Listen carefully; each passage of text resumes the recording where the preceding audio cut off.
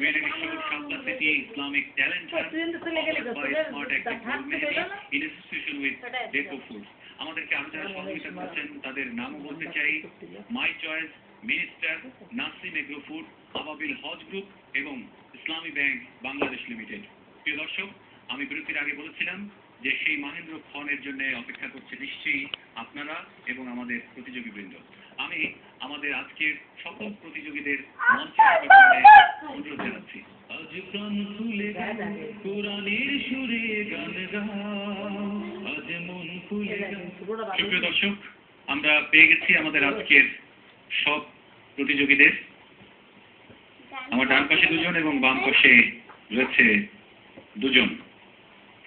কিন্তু দুঃখের বিষয় যে আজ এই মঞ্চ ছেড়ে দুজনকে আমাদের মাঠ থেকে বিদায় নিতে হবে, আর আমরা দুজনকে সাথে নিয়ে সামনের দিকে আমরা পথ চলব।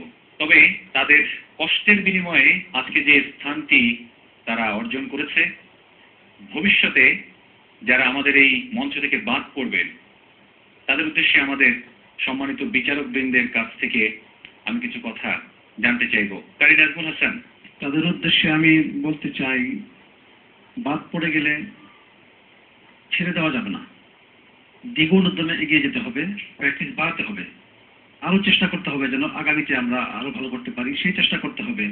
যদি এই চিন্তা থাকে যে বাদ পড়ে গেছে আর দরকার নেই, তাহলে কিন্তু শেখা যাবে না।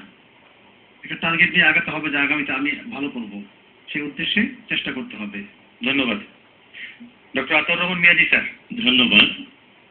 আমি দুই পক্ষকেই বলবো, প্রথমে একটি কথা, practice makes a man perfect. তুমি যত বেশি চর্চা করবে তত তোমার মান উন্নত হবে, এটাই স্বাভাবিক। সুতরাং যারা তেলাওয়াত করেছো দুইজন, যেহেতু প্রতিযোগিতার নিয়ম আছে আজকে একজনকে চলে যেতে হবে, সেজন্য চলে যাচ্ছে।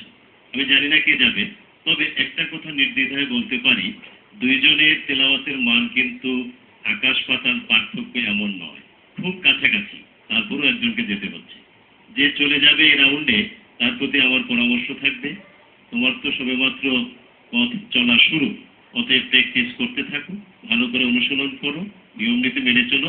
ইনশাআল্লাহ একদিন তুমিও সকল রাউন্ড অতিক্রম করে ফাইনালে উপনীত হতে পারবে।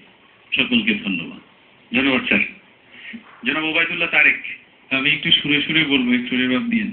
দিনের পরে রাত্রি যেমন আসে, তেমনি আবার রাতের পরে দিনের আলো হাসে।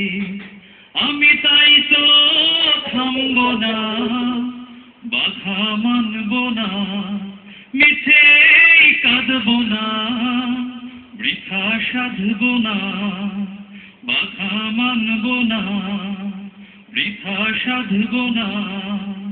আশার প্রদীপ জ্বালিয়ে যাব, আশার প্রদীপ জ্বালিয়ে যাব, নিত্য সবার মাঝ।